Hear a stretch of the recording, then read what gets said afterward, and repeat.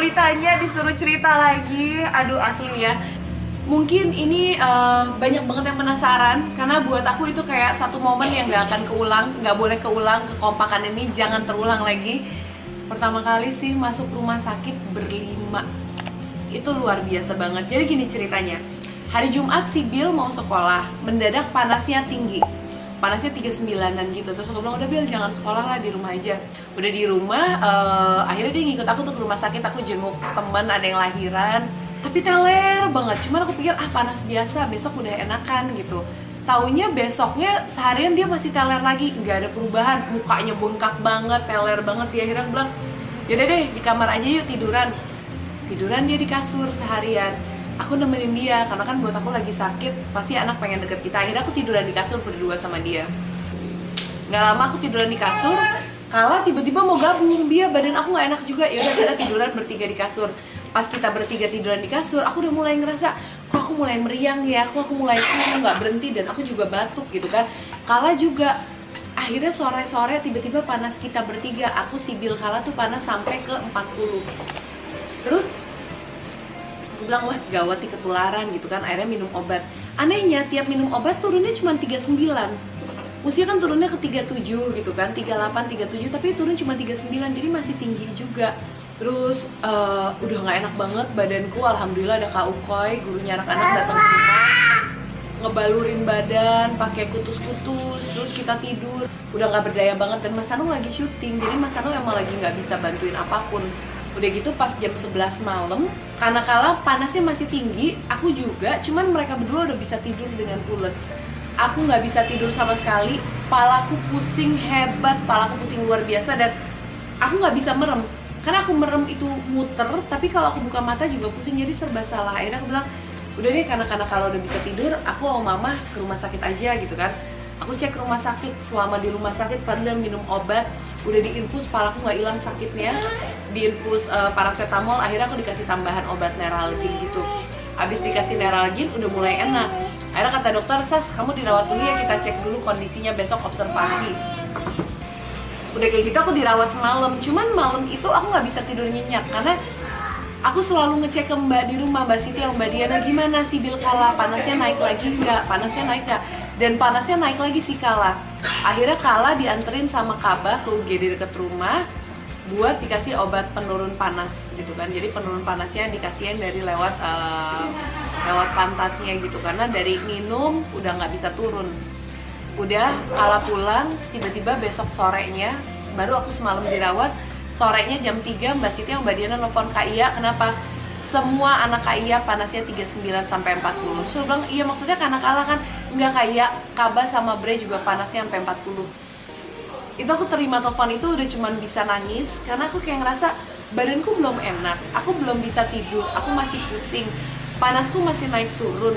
Tiba-tiba anakku empat-empatnya juga panas tinggi gitu kan, dan Mbak udah kewalahan karena kayak mereka ngasih Sanmol, mestinya kalau ngasih paracetamol 2 jam kemudian tuh udah turun 1 jam, terus baru naik lagi nanti 4 jam atau enggak 6 jam kemudian, tapi ini 2 jam udah naik lagi. Jadi karena jaraknya 2 jam, mereka belum bisa kasih ibuprofen karena minimal jaraknya 4 jam.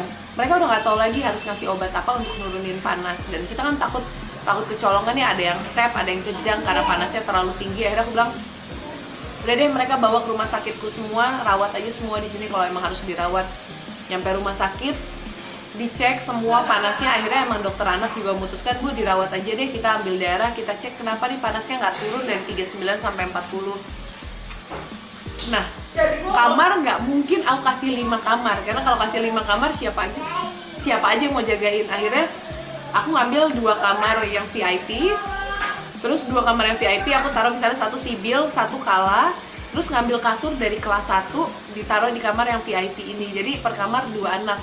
Jadi 1 bisa dibantu jaga sama Mbak Siti, 1 bisa sama Mbak Diana. Akunya masih panas tinggi, jadi aku masih harus dirawat juga. Aku nggak bisa ngejagain mereka. Jadi 3 kamar di rumah sakit. Udah mulai dirawat. Hari pertama masih pada panas tinggi, hari kedua udah mulai turun, hari ketiga udah mulai stabil. Akhirnya kita semua bisa pulang. Hasil darah bagus aja, cuman emang CRP-nya Kala tuh infeksi bakterinya tinggi, nggak boleh lebih dari 5, Kala tuh 37. Terus kalau Bre itu batuk pilek. Kalau Kala radang, kalau Sibil fever unknown sama kayak aku, jadi kayak hasil darahnya bagus tapi panas tinggi, nggak tahu kenapa. Ya udah dijalanin. Aduh itu luar biasa banget sih. Di rumah sakit aku cuman muter dari tiap satu kamar ke satu kamar lain. Terus di hari ketiga, di hari pulang, Mbak Siti sama Mbak Diana ketularan sakit yang sama. Jadi ya di saat kita semua udah sehat, Mbak Diana sama Mbak Siti baru fase hari pertama demam tinggi 39,7 Mbak Diana. Mbak Siti juga 39,1. Aku yang kayak ya Allah kenapa ini muter di keluargaku. Dan nah buat aku agak vital juga kalau Mbak Dia sama Mbak Siti sakit, karena aku cuma bisa berharap sama mereka bantuin aku, karena ke hari itu aku keluar rumah sakit itu kondisinya pun aku belum sehat banget. Karena Mas Hanung sadar dia lagi nggak bisa nemenin, dia lagi syuting juga. Mas Hanung alhamdulillah nelfon mama mertua, nelfon Uti dari Jogja. Akhirnya Uti sama sahabatku Mbak Wikan dari Jogja datang ke Jakarta. Jadi aku keluar rumah sakit, sampai rumah udah ada Uti sama Mbak Wikan. Mbak Siti sama Mbak Diana udah tergeletak nggak berdaya. Mereka udah cuma di kamarnya, panas tinggi, nggak bisa turun, nggak bisa ngapa-ngapain. Akhirnya anak-anak baru keluar dari rumah sakit dibantu urusin sama mertua sama Mbak Wikan itu, sama Mbak Ina yang emang di rumah gitu kan.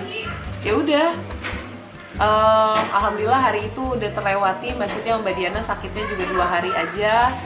Terus ketika Mbak Siti udah mulai teriak-teriak lagi di rumah, Uti bilang nih udah mulai sehat nih dia nih karena udah berisik lagi. Udah akhirnya mertuaku pulang di hari keempat sama Mbak Wikan. Sekarang kita semua udah stabil sih. Dari sekolah ditanya sama salah satu orang tua murid perwakilan gini, dia anak-anak sakit apa? Karena orang tua yang lain pada takut nih anak lo sakit gitu kan. Sakitnya apa sih? Takut nular gitu kan. Ya aku wajar sih memahami banget ketakutan orang tua yang lain, karena tiba-tiba sakit satu keluarga gitu kan, barengan di rumah sakit, takutnya kan nular ke anak lain dan sakitnya juga nggak jelas. Nah, aku jelasin sih, hasil darah kita baik, cuman nggak tahu kenapa kayak wabah gitu. Terus orang tua muridnya bilang jangan sekolah cepet-cepet ya. Loh kenapa? Aku bilang takut ketularan anak yang lain, ibu-ibunya pada takut. Kayak oke, tapi aku mencoba memahami gitu. Aku malah menghargai ada orang tua yang bisa begitu terbuka, bisa bilang bahwa semua orang tua takut nih anak lo sakit apa sih, jangan masuk buru-buru ya ntar nularin anak kita gitu kan. Aku nggak tersinggung sama sekali, aku malah memahami karena aku juga orang tua. Ketika ada teman anak yang sakit satu keluarga gitu kan, dirawat semua terus sakit yang nggak jelas kan, pasti kita worry juga, takut anak kita ketularan. Alhamdulillah setelah seminggu anak-anak nggak sekolah, sekarang udah mulai sekolah lagi, udah mulai stabil. Satu pengalaman yang luar biasa banget, yang nggak pengen keulang kekompakannya. Ini terlalu kompak. Aku 4 anak, Mbak Diana, Mbak Siti, kita terlalu kompak, kita sakitnya barengan.